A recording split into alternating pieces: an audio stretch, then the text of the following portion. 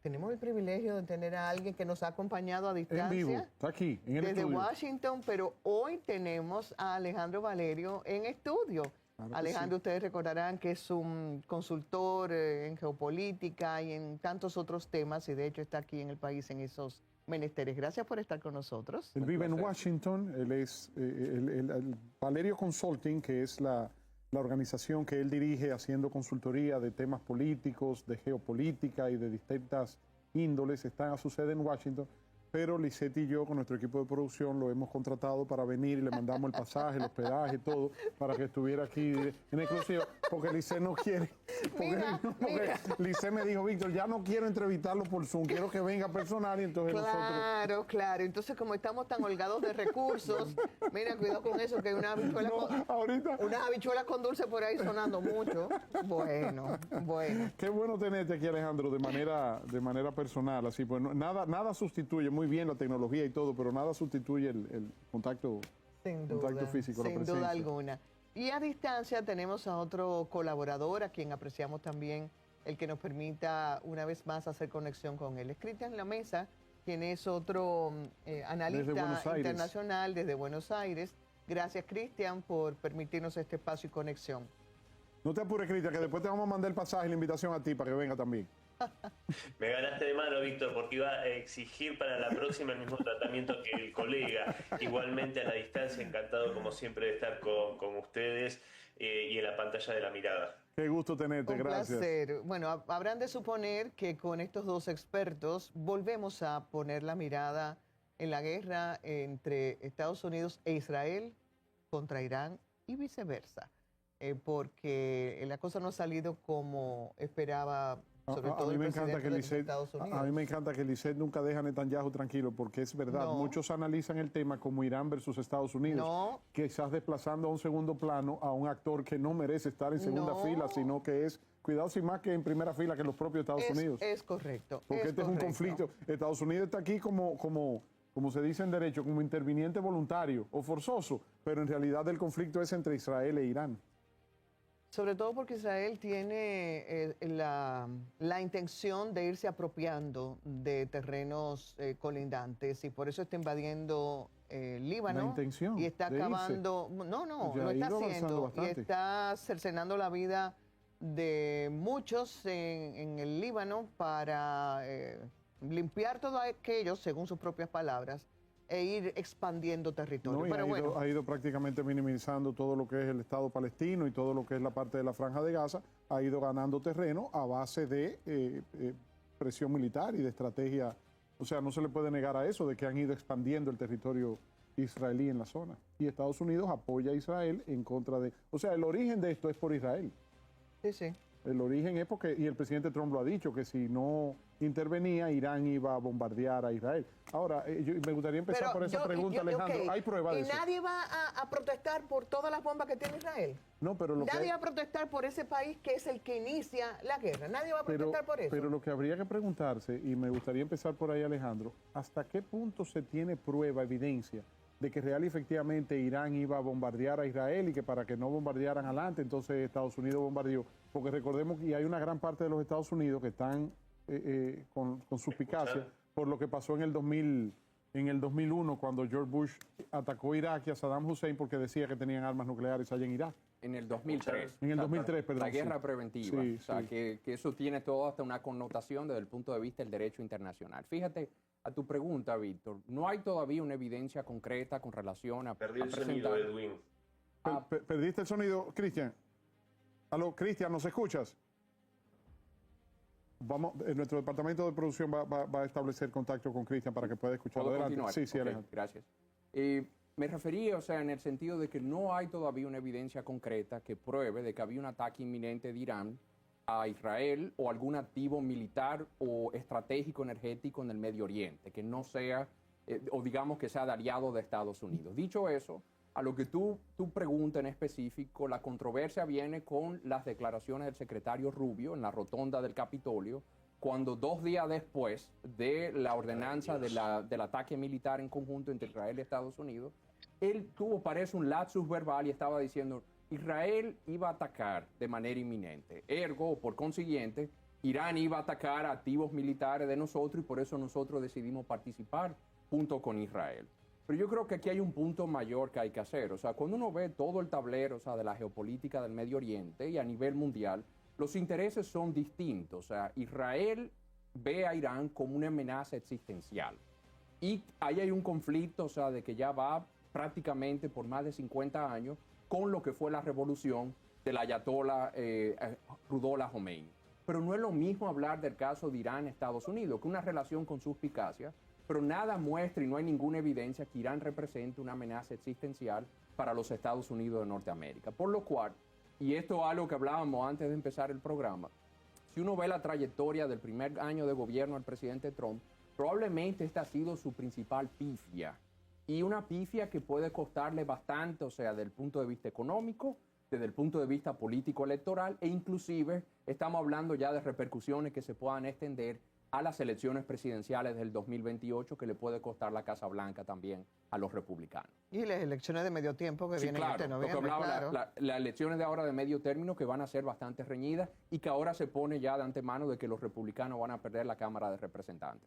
Cristian, has dicho o has planteado que Irán e Israel operan como una bomba de relojería. ¿En qué sentido y a qué nos abocamos viendo que la guerra no tiene un fin cercano? Sí, yo creo que coincido con lo que hablaban hace unos segundos, en que Trump se ha metido o lo han metido, y esto no le quita responsabilidad, en una situación muy compleja que yo por lo menos por ahora no le veo una salida por lo menos conveniente para todas las partes, y eso por supuesto hace que sea más complejo el panorama.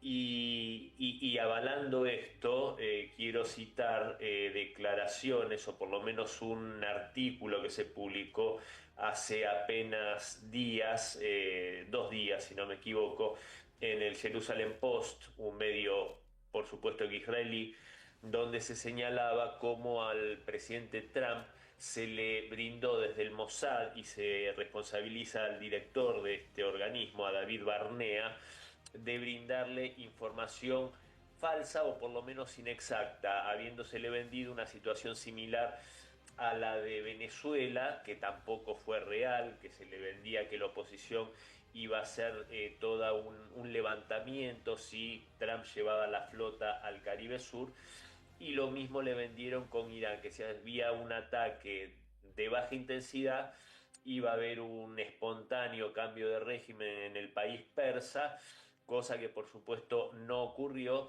y coincido que este es el mayor dislate, la mayor equivocación que comete Trump en su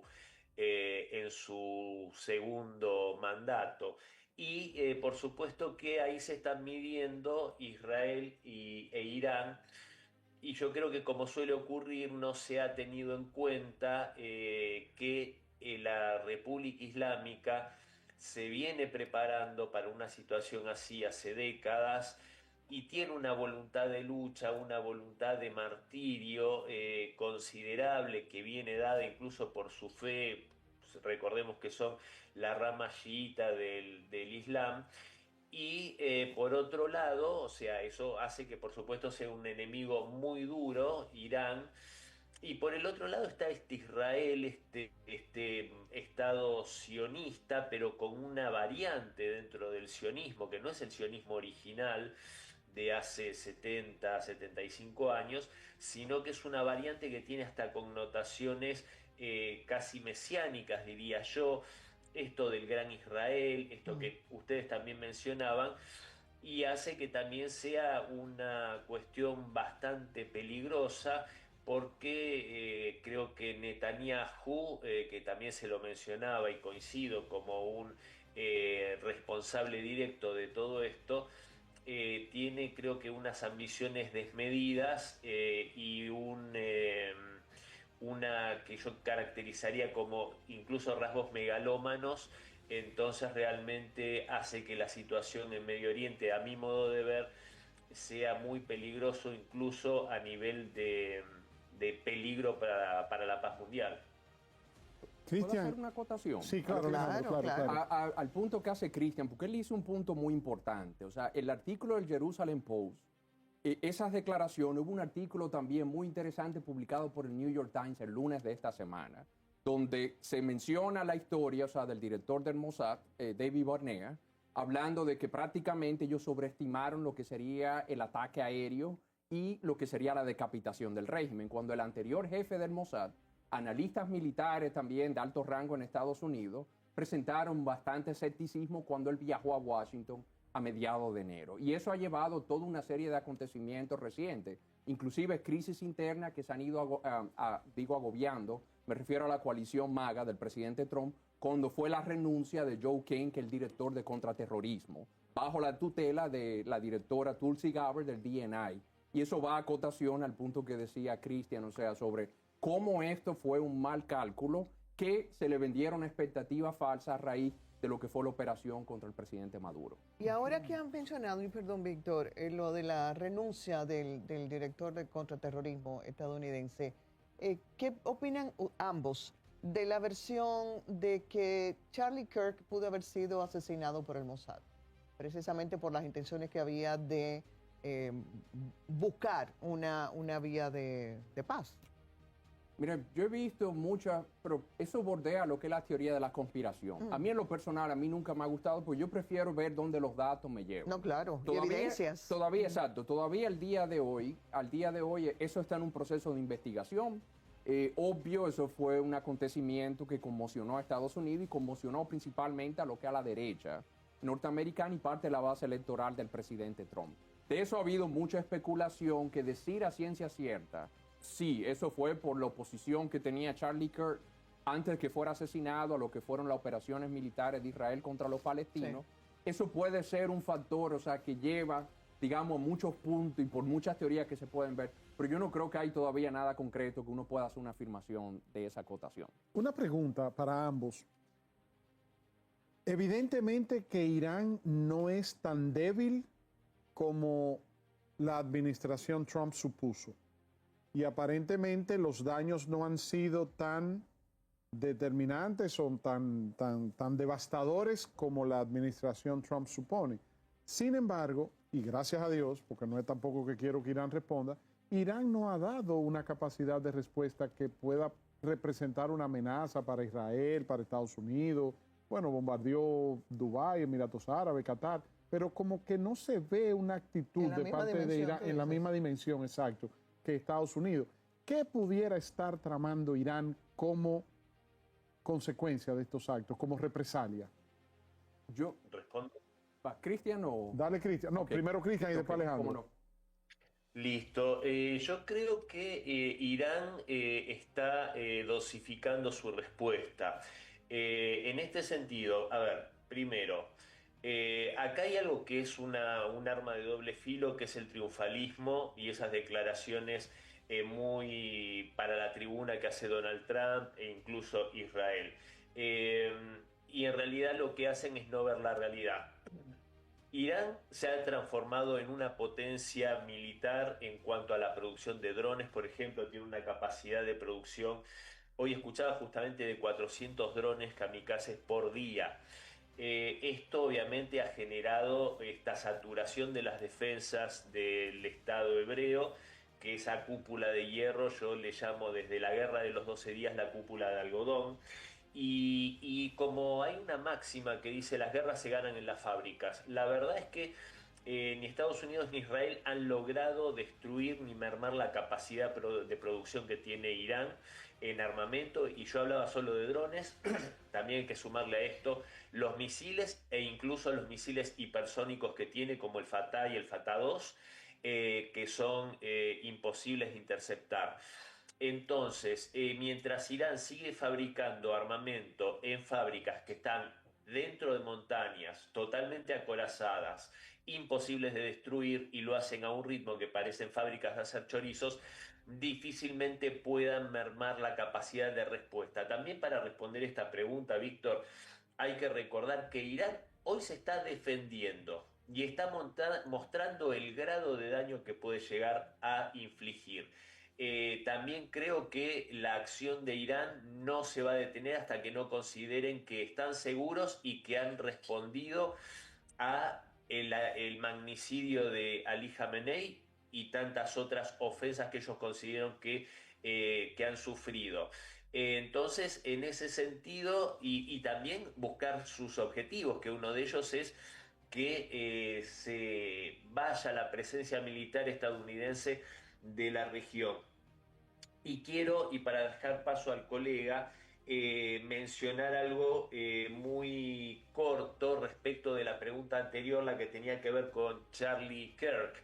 Y es muy interesante mencionar eso, sin caer en especulaciones ni en teorías de conspiración, como sí se mencionaba, de no caer en esto, pero sí hay un hecho que es real. Y es que Charlie Kirk, siendo un defensor del Estado hebreo, y lo dijo públicamente en muchas ocasiones, en el último periodo de su vida estaba virando a una posición extremadamente crítica a las injerencias del Estado de Israel y particularmente de Netanyahu en la política interna de los Estados Unidos. Una reticencia y digamos, un desagrado a esto, que también lo ha manifestado Tucker Carlson, otra figura importante del MAGA Movement, también Marjorie Taylor Greene y otras figuras importantes, porque realmente se está cuestionando justamente lo que está pasando y que viene pasando hace décadas, que Estados Unidos le hace el trabajo sucio al Estado de Israel y el peso del lobby a través del iPad, del lobby judeo estadounidense, entonces realmente, y también de los sionistas cristianos.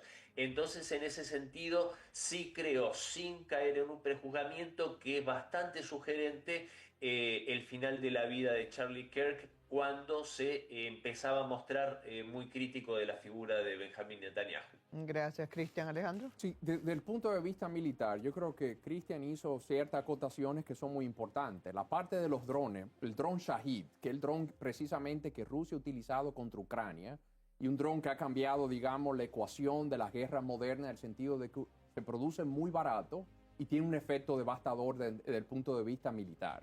Y también los misiles balísticos, o sea, de Irán, tienen capacidad de atacar todos los activos militares y energéticos de los aliados de Estados Unidos en el Medio Oriente. Y aquí es bueno ver que hay objetivos distintos. El objetivo de Irán ahora mismo es sobrevivir el régimen. Cada día que pasa, Irán, digamos, está en una posición ventajosa porque el régimen no ha colapsado. Pero han creado una presión internacional a nivel de la economía. O sea, cuando estamos viendo, y me imagino hablaremos más de eso ahora, el cierre del estrecho de Hormuz, también lo que sería la amenaza y la capacidad que tiene el militar de atacar infraestructura muy importante, no tan solo para el Medio Oriente, sino a nivel mundial. Y ahí se vio ya el ataque a Qatar Energy, que es la compañía de LNG gas más importante del mundo y que ha disparado los precios del gas a nivel mundial. Al igual también que la refinería de Saudi Aramco, Ras Lafa, que está un poco más al norte de Arabia Saudita y que ha sido parte de las razones por las cuales los precios del petróleo se han disparado a más de $100. Y en adición, quiero hacer este punto, y ellos ya hablaron de esa potencial amenaza de atacar las plantas de desalinización.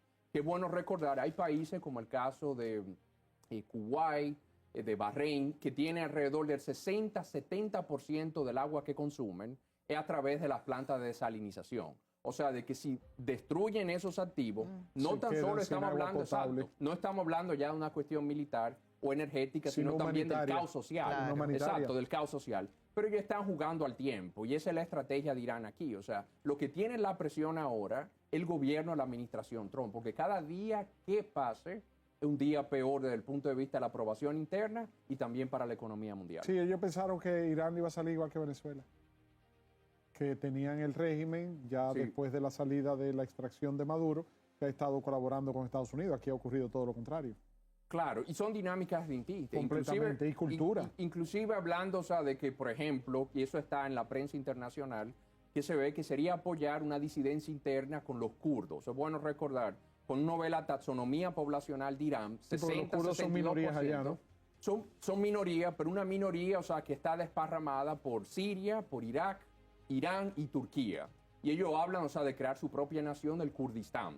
Pero en ese sentido, si Estados Unidos apoyaría a la minoría kurda en Irán, ya empezó la oposición de Turquía, que tiene todo un conflicto que data ya de más de 40 años Con los kurdos. con el PPK y el Partido de los Trabajadores en Turquía, y las operaciones militares que Turquía ha llevado a Siria, y que lo dijeron claro Hasan Fidan, el canciller de Turquía, se lo dejó saber al secretario de Estado Rubio, de que eso no lo vieran con buenos ojos un aliado que es parte de la OTAN también.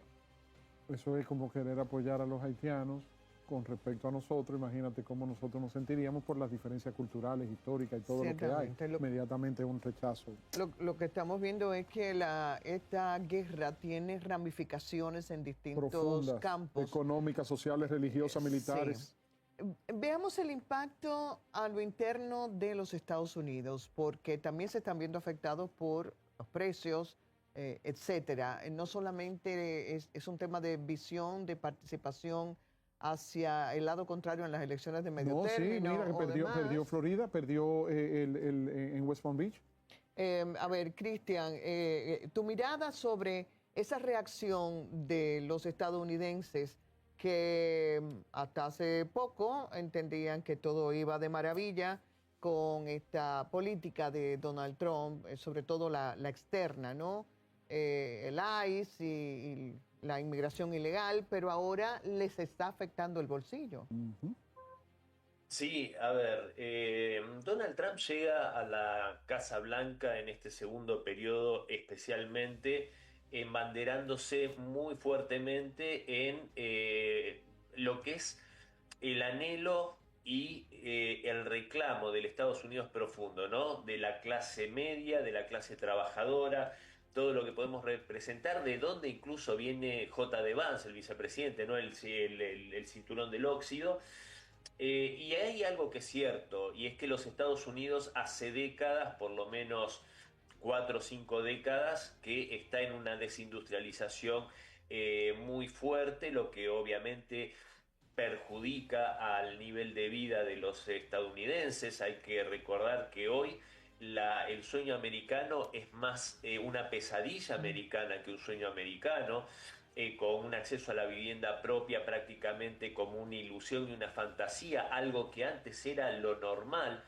Entonces yo creo que ese Estados Unidos es el que busca volver, ¿no? El votante de Estados Unidos, el representante del MAGA. Si uno escucha a un periodista como Tucker Carlson, uno ve ese reclamo, ve ese Estados Unidos profundo que se siente totalmente en contra de la agenda woke de los demócratas, en contra de la agenda guerrerista absurda de hacerle el juego a Israel o al complejo militar industrial o a las corporaciones a espalda de los intereses del pueblo estadounidense, que hay récord de gente viviendo en las calles, crisis del fentanilo que es tremendo, la crisis moral, la crisis en todos los aspectos de los Estados Unidos. Bueno, este Estados Unidos profundo le da el poder a Donald Trump, que lleva la promesa de drenar el pantano, de hacer Estados Unidos grande otra vez, de poner Estados Unidos primero.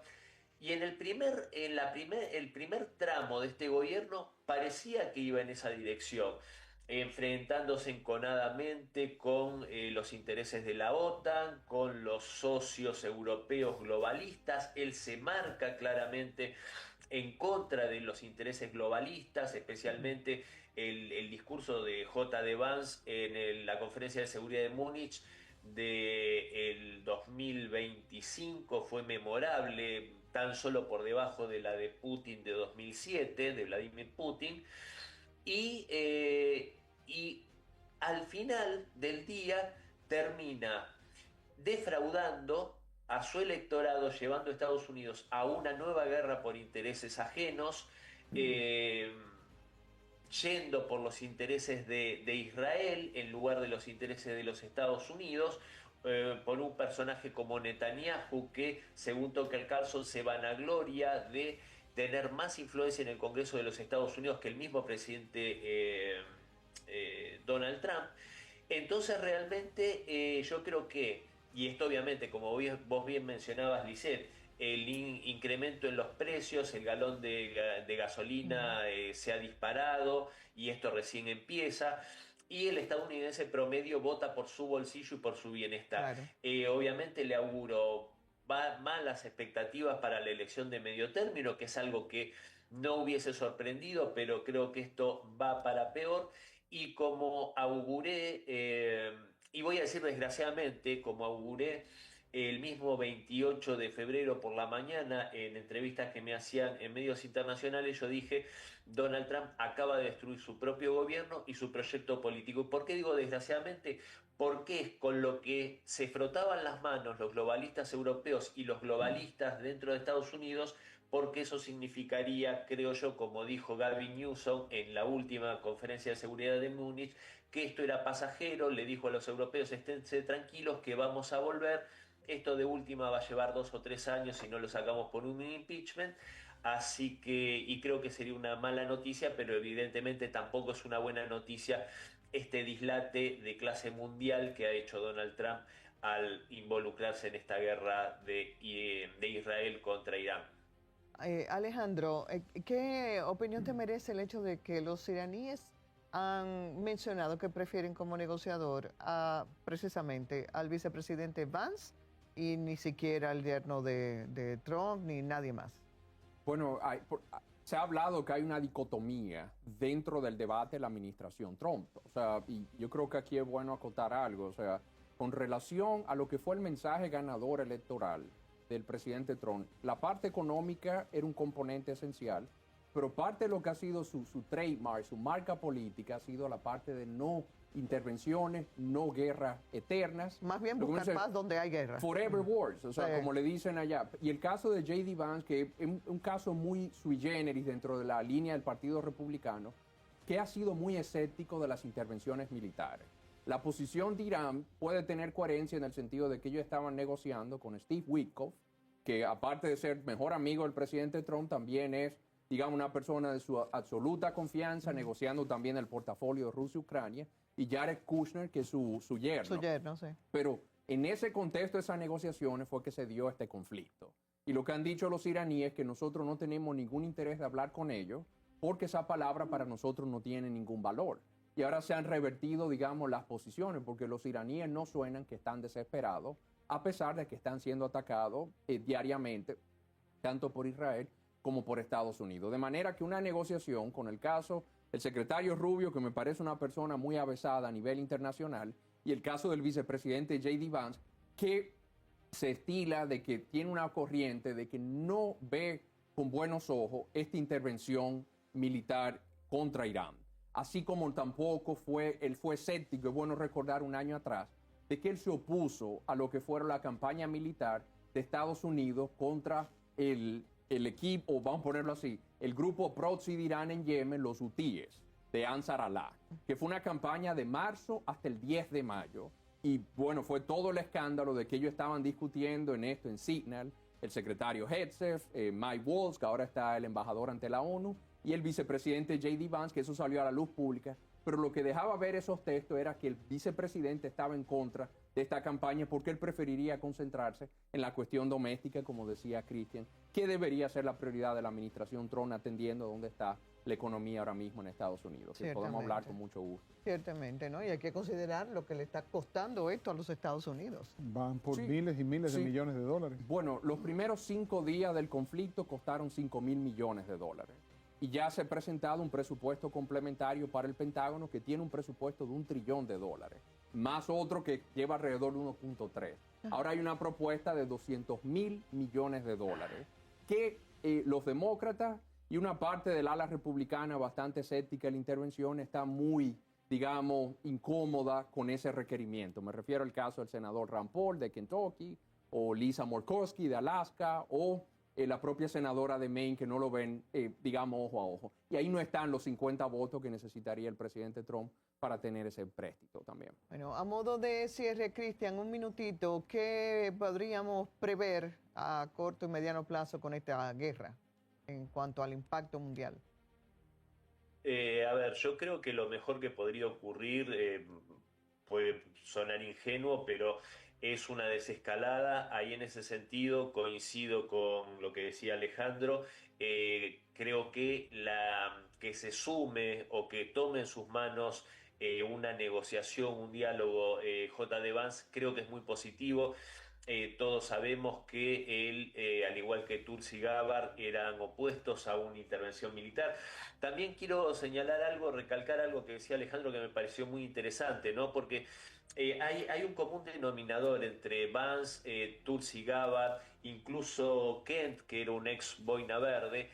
Son tres, y hay otros casos, pero estos casos en particular son tres ex militares que estuvieron en combate, o sea, saben lo que es estar con las botas en el terreno y en combate y en guerras que fueron bastante absurdas si lo analizamos. Incluso la esposa de Kent murió a manos del ISIS, era también militar.